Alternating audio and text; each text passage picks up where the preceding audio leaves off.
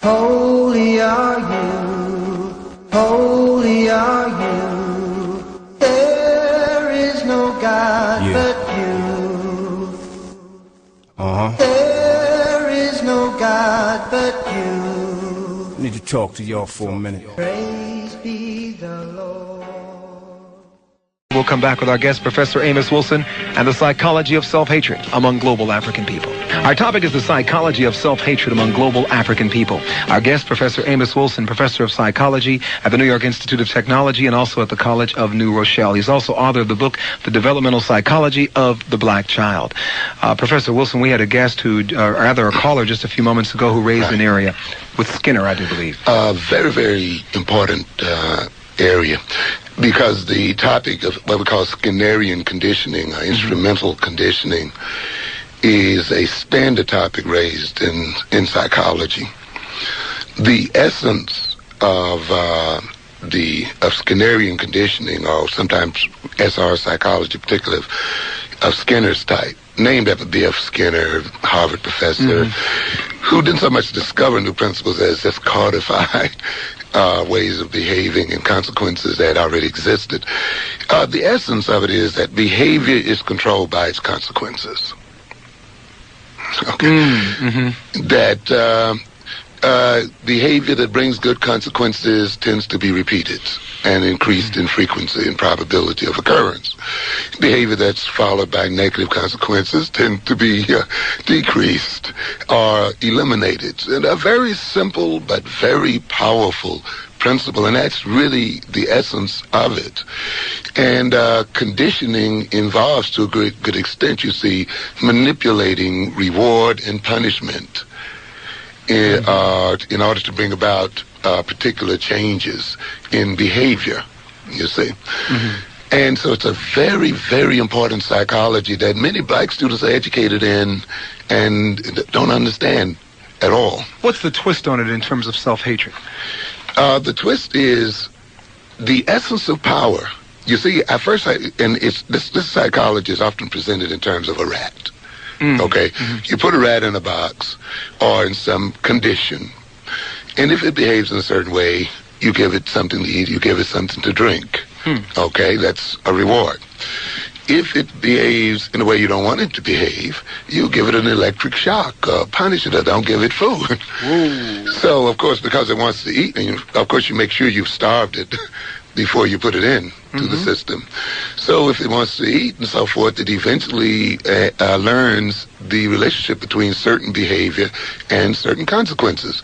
So if by standing up on its two hind feet it gets fed, it will stand up on its two hind feet much more frequently than before the system was put into order, you see.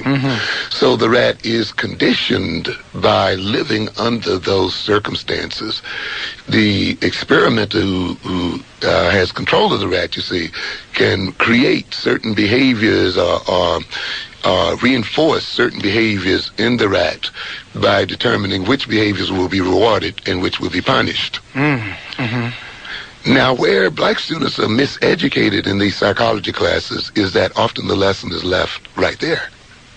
Okay, and I use this experiment, as a matter of fact, to get people to understand the difference between equal education and a relevant education, of how a black student can be equally educated with a white student. They just learn the same thing and be made dumb by the same learning. Now, a black student and a white student can learn that principle in the same way, but it doesn't have the same effects. Because you can look at this relationship between the experimenter and this rat as a power relationship, as a political relationship, you see, which says this experimenter who has control of the rewards and punishments of this rat is able to create behavior in this rat as a result of having that power. You see, being that he has control over the rewards and punishment, he uses that control to condition the rat. And then when I move on from there, I ask my students then, who has control of the water that comes into your neighborhood? Who has control of the food, control of the jobs, controls of the symbols of status, control of information, and we go on and on. can't you see that you are the rat?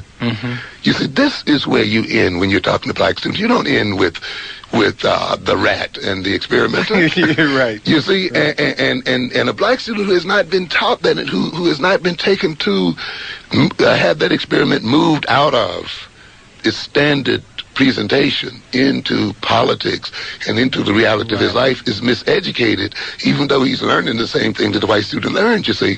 And this is why I try to get across to the people. You must understand, having our people learn the same thing a white student learned is not going to get you out of your condition.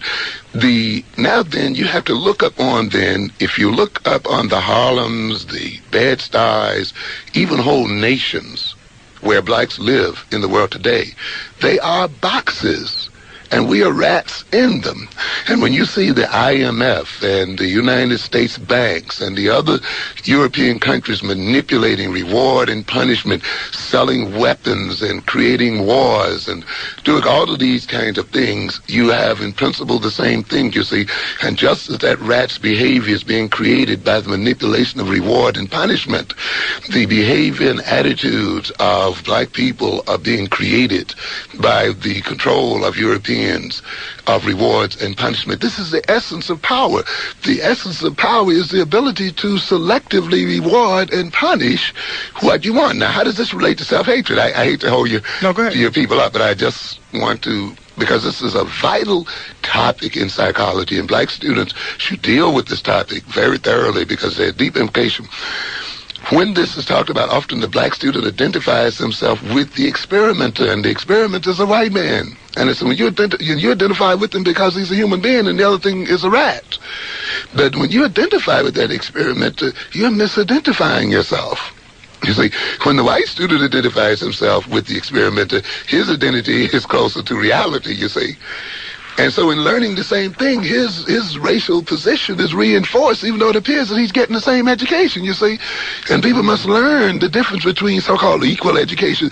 Getting equal education for black students is not getting them to learn the same thing white students are learning. And we're going to have to understand this.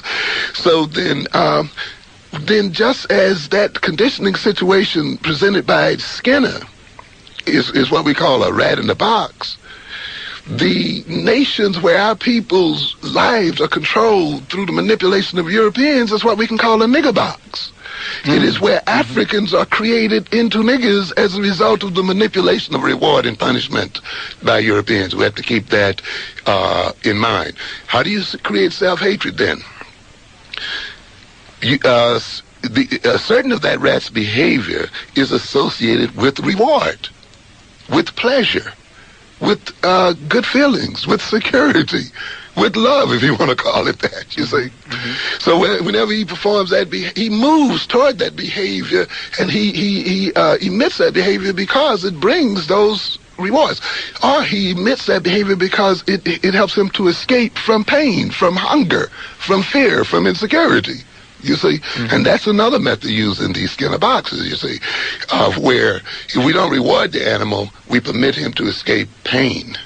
Okay, now then, listen. All right, now, just one other thing. I saw echoes of slavery in my mind on that. Definitely. Yeah, and this is going to go back now to drug behavior and everything else that we'll get to, later on. Now, self-hatred, and this goes back to the first statement I made as one of the first methods that's used to breed self-hatred. Remember, the association of innate and personal and group characteristics with negative feelings and so forth. So then, how do you create self-hatred? You make everything that you innately are negative and painful. So that being black is made to be painful. Being African is made to be painful, you see. Identifying yourself as an African means you don't get rewarded. It means you go hungry. It means you don't get accepted, you see. And so by stacking all of these negatives onto African characteristics, it motivates the African to escape his characteristics and seek relief through that escape.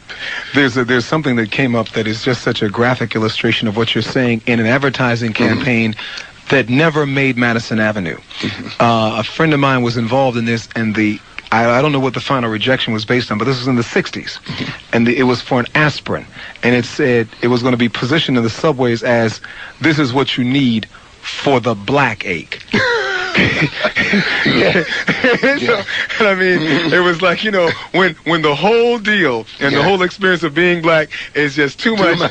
Take this for the black ache. And believe me, we move toward pain relievers, which is, of course, why you look at the drugs, and these fundamentally are pain relievers. And but let's not only talk about drugs. We're going to talk later on about sexual addictions, love, what we call love in our community, and other kinds of behaviors that are relievers of pain. One other statement, because the caller here mentioned something very, very, very rich and fundamental.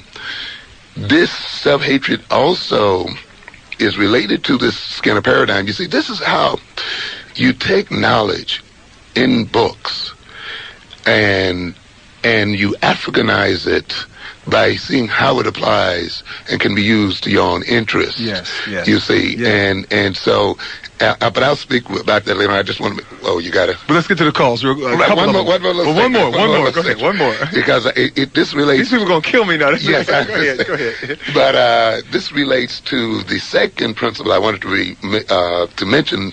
That produces self-hatred, and that is to actually create the negative characteristics in the individual group via what I call the self-fulfilling vicious cycle, created incompetences and the creation of subcultures, but through the use of this Skinnerian conditioning, create the actual characteristics that you will come to hate later on, and that the individual will come to hate in and of himself. So in other words, the black man, as we see him today, is a created person. Okay. And he's an environmentally created person. Yes, he is conditioned. You see, one of the reasons why you want to remove European power is that you want by removing that power, you also remove his ability to create you. And by gaining that power yourself, you move into the ability to be self-creating. WLIB, I'm Gary Bird. You're on the air with Professor Amos Wilson.